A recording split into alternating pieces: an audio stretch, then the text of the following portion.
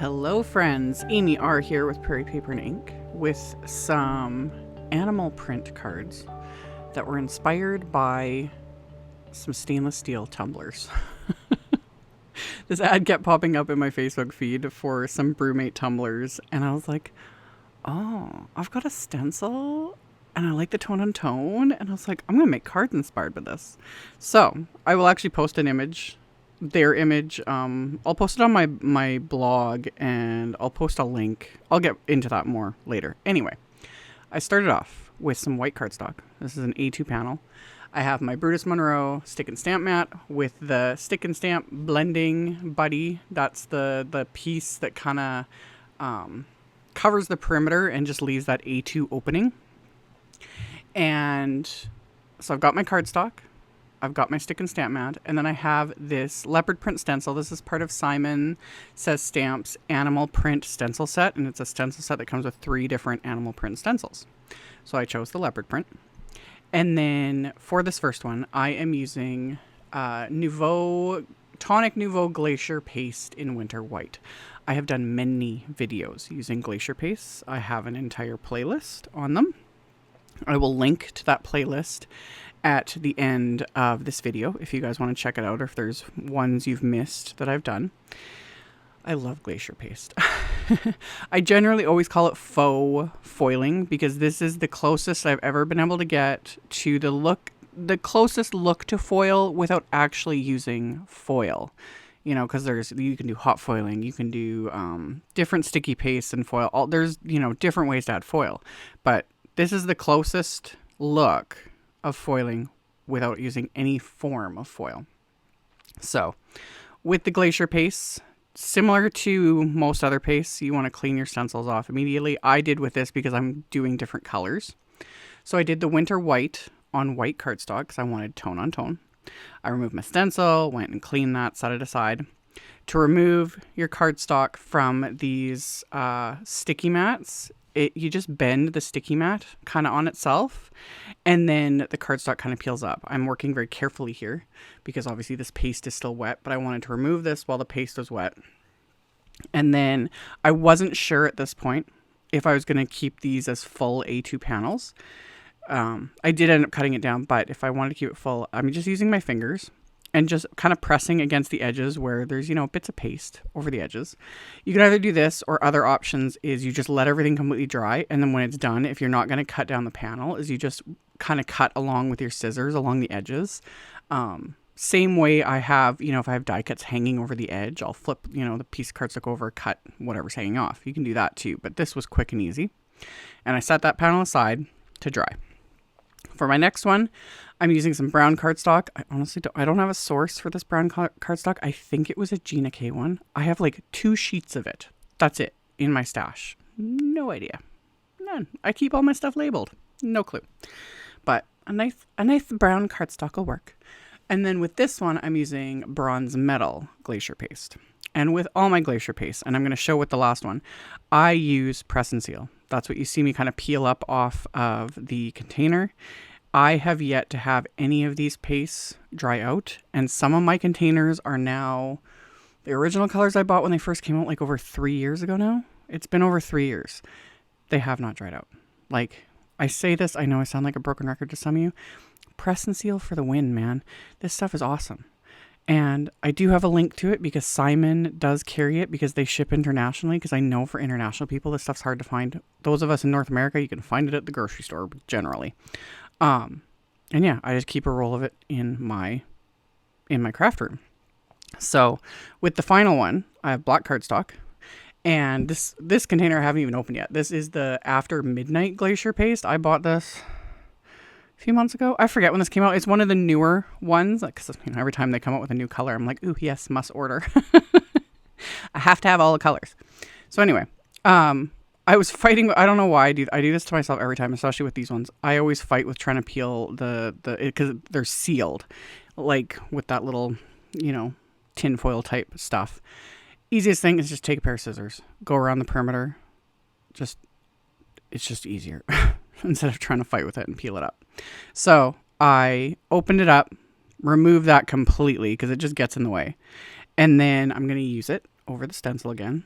Like I said, I was cleaning stencil. I purposely went from lightest to darkest just in case, but I was cleaning off the stencil just gently, especially with this one because there's little bits of the stencil that kind of stick out here and there because of the type of the pattern.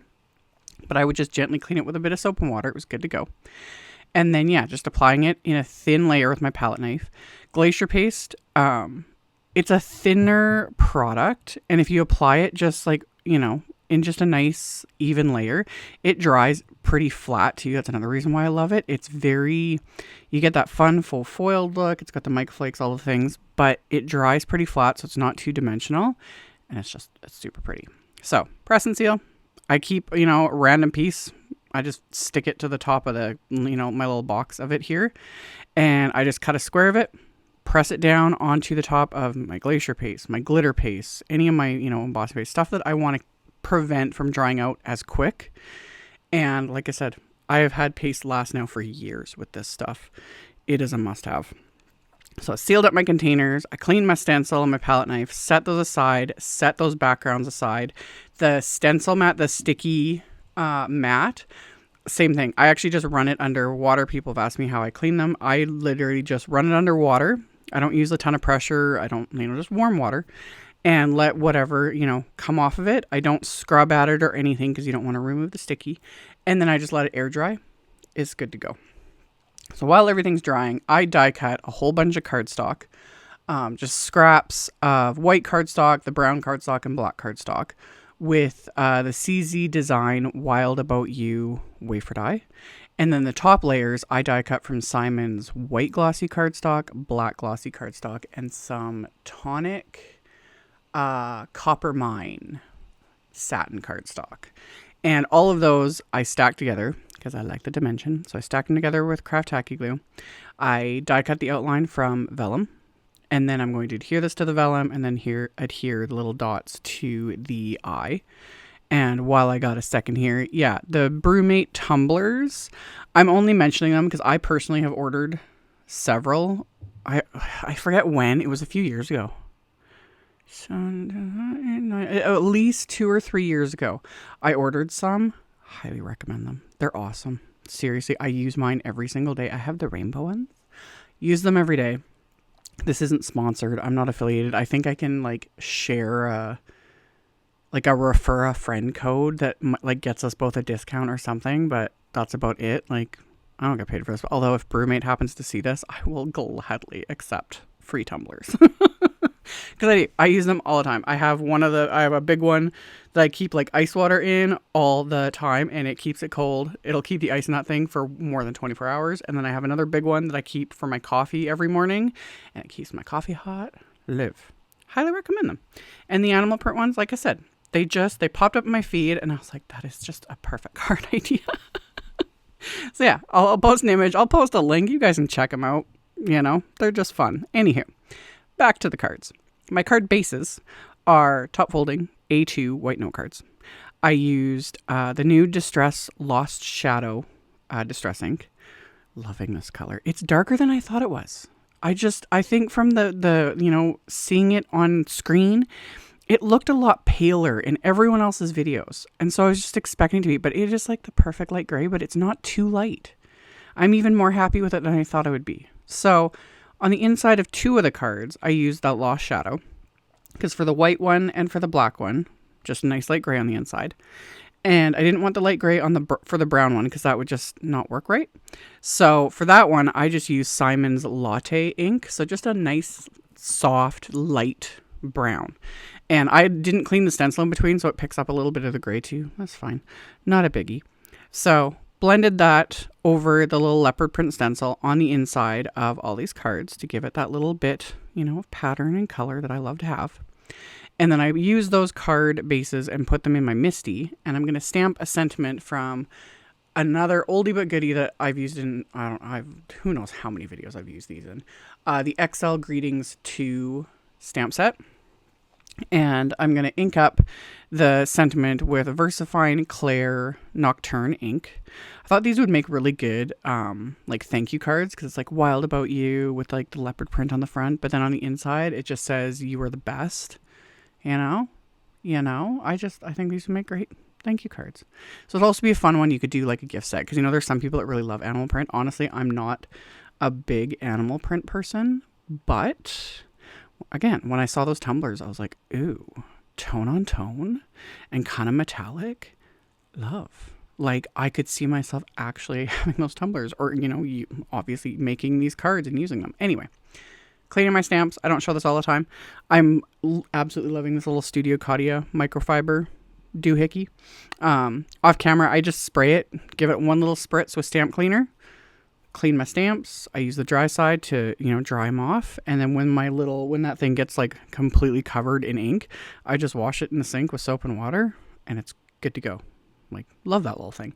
Gets in all the nooks and crannies too. So anyway, my backgrounds were dry. I did end up cutting them down. I just used a rectangle wafer die to die cut them smaller than their A2 card fronts. And then on the back of all those panels, I put Simon's Big Mama foam tape. Here's another like serious plug. Love the Big Mama foam tape. I actually looked it up. You get 72 yards on a roll. That's why it's called Big Mama. It's super, super thin. That's why I love it, because I get my dimension, but it's not bulky. And again, you get that's 216 feet, something like that. You know what I mean? Seriously. It's a lot. That's why it's my favorite adhesive, like foam adhesive, is the Big Mama foam tape. So, anywho, again, I put that on the back of all three of these panels, peeled off the backing. I popped these onto each of the card bases, and I made sure that the one with the brown and the bronze and the copper went with the inside of the card that I used that latte color ink. And then all of my sentiments, I am just putting the craft tacky glue behind the words so that you don't see any of the adhesive through the vellum. So I just trace the words like so. And again, this is where it's nice. And it flattens out more. This paste, like, it was dry when I die cut it, but I noticed when I ran it through my die cut machine, it like flattened even more, which I was fine with because I wasn't going for dimension. I just wanted the pattern and the shine of the Glacier paste.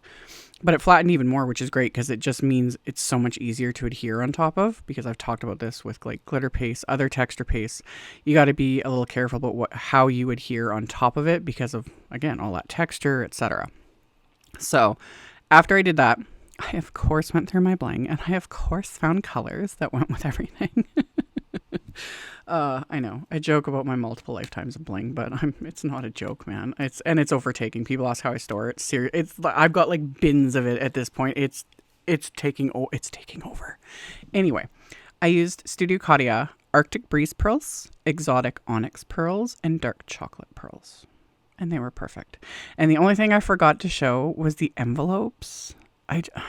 I filmed this, I did all the photos, I edited, so I'm not going to go back and redo everything, but I have perfect envelopes to go with all of them too, and I'm kind of mad that I didn't have the time to like show them. I will link to them though, because I have Simon metallic black envelopes, metallic white envelopes, and metallic copper envelopes. So like you could do a whole gift set of these. Like how awesome would these be? Because we all know those, you know, if it's not just you, or like you got a friend who's like really into animal print, you could like make a whole set of cards. How fun would that be? Seriously. Anyway, there's all my random ramblings. I'll have all the info as always in the description box below the video. I'll link to that playlist that I mentioned earlier. That'll be linked at the end. I'll have a link to my blog post, and I'll have a link to the brewmate, and I'll post an image and all the things. That'll be linked directly below as well, along with, of course, links to all the supplies I used. So you can check that out below if you're interested. Thank you all so very much for taking the time to watch my videos and listen to my random thoughts and ramblings about what I'm making. I very much appreciate it. I also very much appreciate you guys thumbs upping, the commenting. I love the interaction, and it legit helps because it tells the robot overlords you guys like what you see, and the robot overlords help a tiny bit by pushing my videos out more. So, you know, win-win. And yeah, subscribe if you haven't, and I will see you all very soon in the next video. Bye.